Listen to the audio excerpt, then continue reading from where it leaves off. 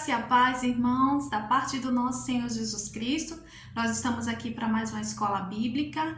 Nós vamos orar, pedir a Deus que ilumine a sua palavra e que encha os nossos corações com a sua alegria em nome de Jesus. Ore comigo, Pai querido, Pai amado, essa é a tua palavra. Esse é o momento que nós tiramos, Senhor, para ouvir, para entender um pouco mais daquilo que o Senhor tem para nós. Por isso, Deus, eu peço, ilumine, Senhor, a tua palavra para que sejamos edificados em nome de Jesus. Amém. Louvado seja Deus. Eu vou estar lendo 2 Coríntios, capítulo 4, a partir do verso 16, que diz assim: Por isso, nunca ficamos desanimados. Mesmo que o nosso corpo vá se desgastando, o nosso espírito vai se renovando dia a dia.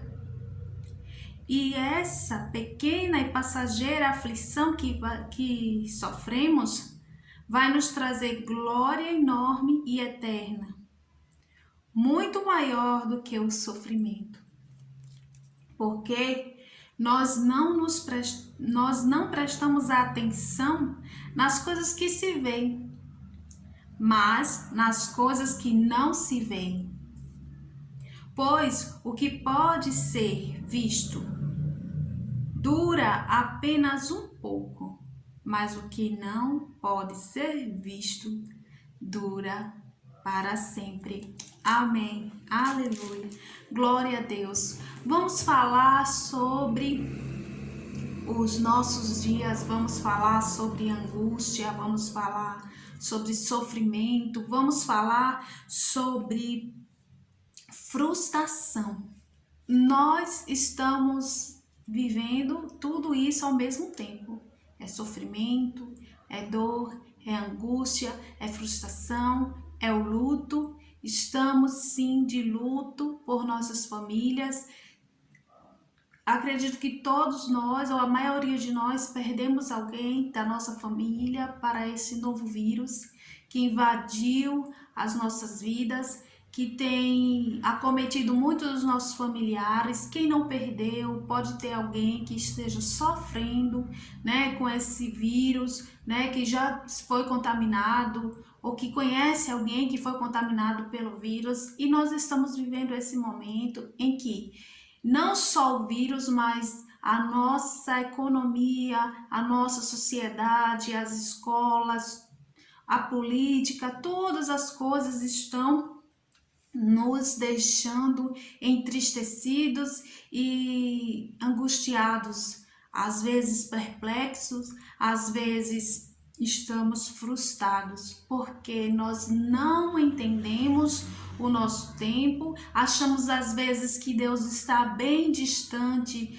né, do povo, da nação, do mundo. Parece que Deus esqueceu ou que Deus não se importa com o que está acontecendo. Talvez você pense que você está sofrendo algo que você não merece sofrer, ou eu esteja vivendo algo que eu não mereça viver. A frustração é justamente isso, é a gente acreditar que está vivendo algo que não merece viver, algo que a gente não gostaria de viver, porque a gente acredita que a gente merece ou que a gente deveria ter algo melhor para as nossas vidas.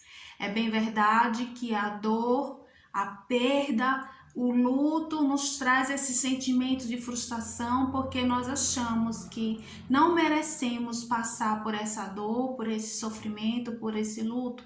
Ou às vezes a gente sente muita falta de quem se foi e nós estamos frustrados, desanimados, abatidos e angustiados diante dessa situação em que vivemos. É claro, não gostamos de sofrer, não gostamos da dor, não fomos feitos para isso.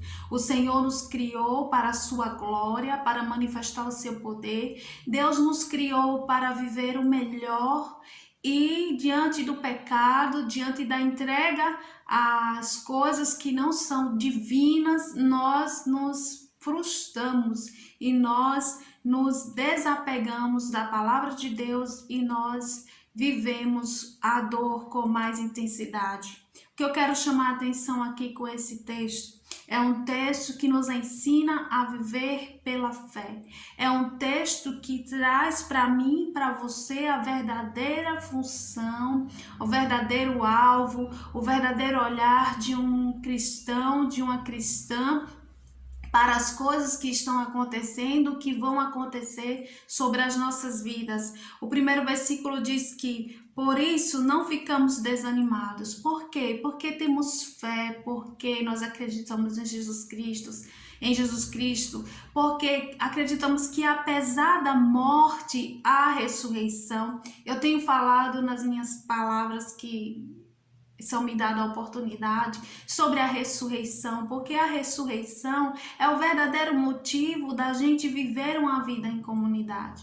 A ressurreição é o que nos chama para Deus, é acreditar que além do que nós estamos vivendo, existe algo maior e melhor. Como o texto diz, que ainda que o nosso corpo pereça, ainda que a gente sinta as nossas fragilidades fluindo no nosso corpo, no nosso dia a dia, ainda que as coisas saiam do controle, ainda que as coisas se escorreguem pelas nossas mãos e a gente não possa alcançá-la ou ter controle, ainda assim nós nos alegramos, porque a nossa perspectiva, o nosso gozo, a nossa alegria não está nas coisas que nós vemos, ou seja, nas coisas deste mundo.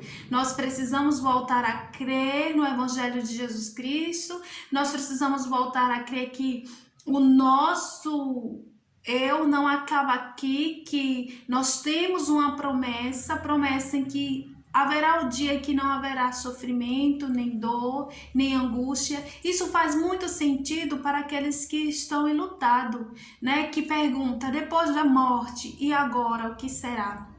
Seguirá para a vida eterna todos aqueles que creem, que se entregam ao Senhor Jesus Cristo. Nós precisamos crer que Jesus nos guia por aquilo que há de vir, por aquilo que há de acontecer, que as coisas aqui, às quais nós nos apegamos tanto e sofremos por ela, não tem tanto significado quanto as coisas espirituais, quanto as promessas divinas de Deus, né, de restauração, de preparação de lugar, de ressignificar as nossas vidas, onde o momento em que não haverá mais dor nem sofrimento. Nós precisamos ter um coração grato a Deus, sabendo que Ele supre todas as nossas necessidades. A palavra de Deus diz que tudo, absolutamente tudo, coopera, contribui para o bem daqueles que amam a Deus. E se nós estamos ligados em Deus, se nós estamos ligados na palavra de Deus, nós entendemos que o que diz aqui na palavra de 2 Coríntios, diz assim: essas pequenas e passageiras aflições que sofremos vai nos trazer uma glória enorme e eterna, muito maior do que o sofrimento. Qual é a promessa de glória eterna? É justamente o dia em que nos encontraremos com aquele que é vivo, que reina, que é ressurreto, que está à direita de Deus. Houve sim uma promessa quando Jesus Cristo ressuscitou: eu irei para o Pai preparar lugar para todos vocês.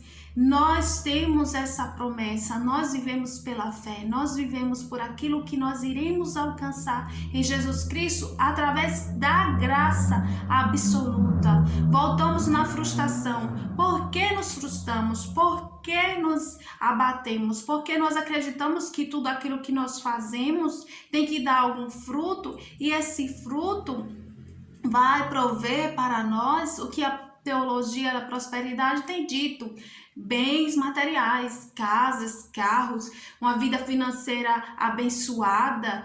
Nós estamos vivendo em um tempo em que muitas pessoas não têm emprego, que muitas pessoas estão perdendo os seus bens. Nós vivemos em um tempo em que a fome e a miséria têm aumentado devido à situação econômica do país, e agora, mais do que nunca, nós temos que nos apegar à verdadeira esperança, que é Jesus Cristo, porque senão nós vamos fazer que nem aquele homem tolo que constrói a sua casa na areia, e quando vem o dia mau, quando vem o vendaval, esse homem e a sua casa se desfaz. Por quê? Porque ele não construiu o seu alicerce em Jesus Cristo.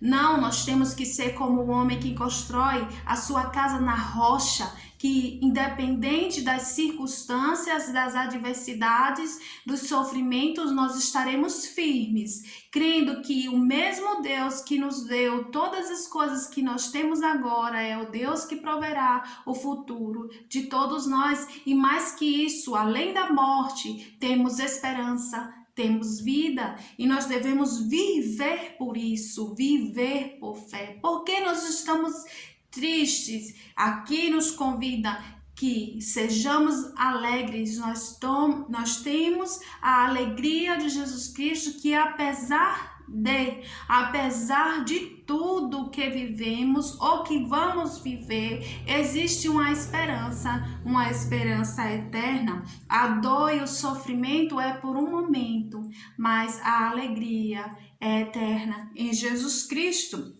Olhando para Jesus Cristo, nós esquecemos um pouco das nossas aflições terrenas, nós esquecemos um pouco da dor e do sofrimento, nós esquecemos um pouco de dizer assim, o que será na minha vida amanhã? Amanhã está nas mãos de Deus. Hoje nos cabe adorar e glorificar a Deus, porque sabemos que em tudo Deus trabalha para o seu povo. Em tudo Deus está no controle. Ainda que você não tenha aquilo que você quer ou aquilo que você deseja, mas o necessário para você viver, Deus tem te dado, Deus tem colocado em suas mãos. Certo, tá faltando algumas coisas, vai faltar algumas coisas, mas não pode faltar a palavra de Deus que nos anima, que nos alegra. Temos que ser consoladores uns dos outros, aprendendo que Jesus Cristo nos ensinou. No mundo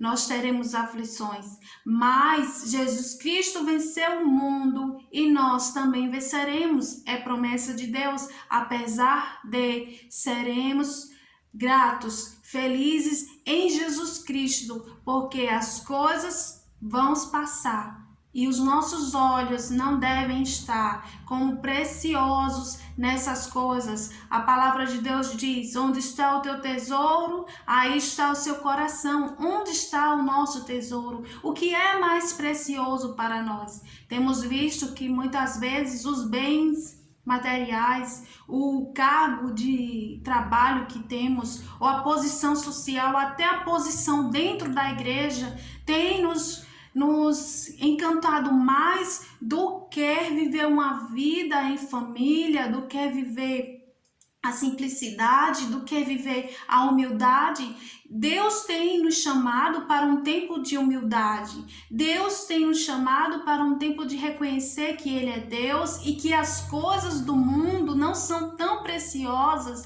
e que não são e não devem ser o nosso foco. O nosso foco é Jesus Cristo, deve ser Jesus Cristo e a ação bendita de Jesus Cristo salvadora no mundo. Então Deus tem lançado sobre a humanidade essa oportunidade de reconhecermos que não é o nosso dinheiro, não é a nossa posição social, não é o que nós temos que vai nos salvar, que vai nos alegrar, mas sim a sua presença. Diante da angústia, diante da dor, o melhor lugar de se ficar é na presença de Deus.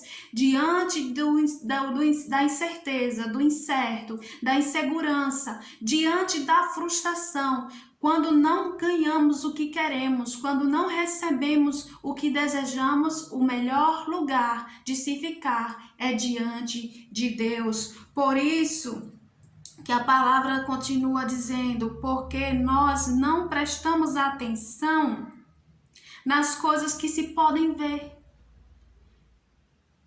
Nós prestamos atenção nas coisas que nós não vemos, as coisas espirituais, as coisas que nos enchem de alegria, a vida eterna, o amor ao próximo, o poder de Deus, a salvação de Jesus Cristo. Tudo isso nos motiva porque somos filhos e filhas de Deus, somos servos e servas de Deus, engajados em espalhar o evangelho, a boa notícia, dizendo: calma, não tenha medo, porque além de todas essas coisas, além desse mundo, há esperança. E o nome dessa esperança é Jesus Cristo, nosso Senhor Nazareno.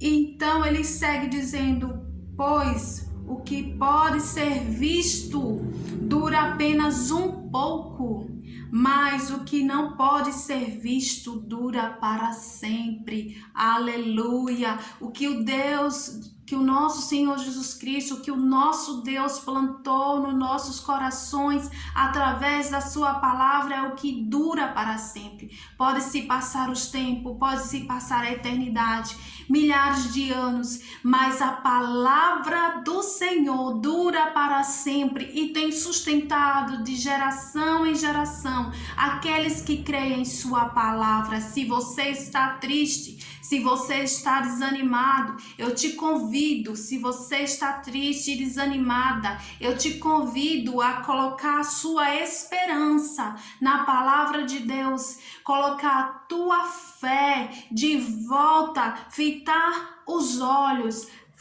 fixar seus olhos na palavra de Deus para que você renove a sua esperança, ainda que o emprego não tenha chegado, ainda que a doença não tenha partido, ainda que a morte tenha batido a sua porta como bateu na porta da minha família, ainda que a dor, que o luto, ainda que o sofrimento esteja corroendo o seu coração, eu te convido a olhar para o alvo, que é Jesus Cristo, o consumador, o autor da nossa fé. Ainda que Deus não te dê ou não venha dar aquilo que você está pedindo, ainda assim, melhor coisa é ficar aos pés de Jesus Cristo, que nos consola, que nos restaura e nos garante: não acaba aqui.